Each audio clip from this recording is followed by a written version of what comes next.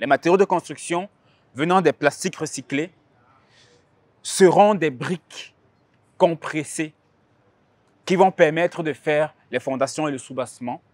Ensuite, le bambou sera l'ossature et la structure de l'habitacle.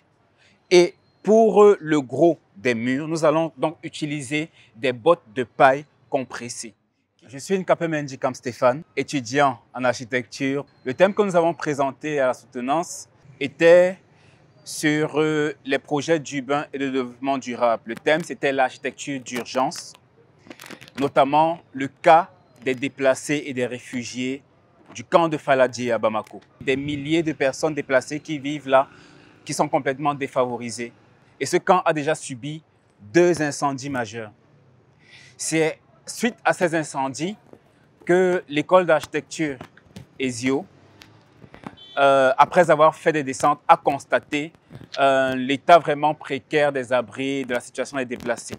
À partir de là, il a été décidé de faire une étude sur la situation des déplacés d'abord à Bamako et plus particulièrement sur le camp qui se trouve à Faladié. D'abord, nous avons vu cette situation dans le monde globalement et quelles sont les solutions qui sont souvent apportées. Ensuite, nous avons vu cette situation particulièrement à Bamako, au Mali, à Bamako, la situation des déplacés. Et nous sommes dans une troisième partie concentrée sur le cas des Faladiés pour leur apporter une solution. Et pour terminer, nous avons proposé donc un camp provisoire, des habitats qui étaient démontables, de manière à ce que les déplacés puissent eux-mêmes construire leurs propres abris ou alors des partenaires humanitaires pour permettre d'utiliser les matériaux disponibles sur le site et le savoir-faire même des personnes déplacées.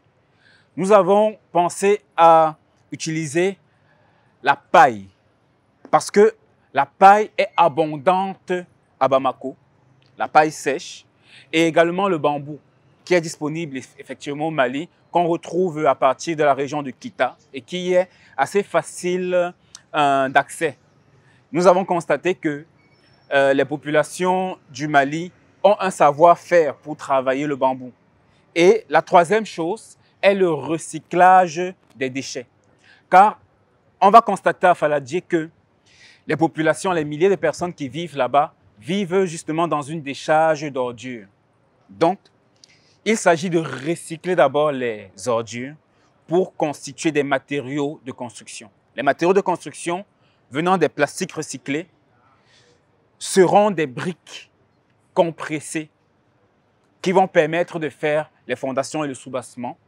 Ensuite, le bambou sera l'ossature et la structure de l'habitacle. Et pour le gros des murs, nous allons donc utiliser des bottes de paille compressées qui, grâce à leur poids et à leur épaisseur, vont être de bons isolants thermiques et permettre maintenant un confort thermique à l'intérieur de l'habitat. Beaucoup d'études ont déjà été menées sur le bloc de plastique ou bien sur l'aggloméré de plastique pour utiliser d'autres termes. Des études qui montrent qu'en construction, il y a des caractéristiques semblables, parfois meilleures que le béton armé. L'objectif, lorsque nous faisons un abri d'urgence, est qu'il puisse abriter justement les habitants pour une période minimum de 2 ans.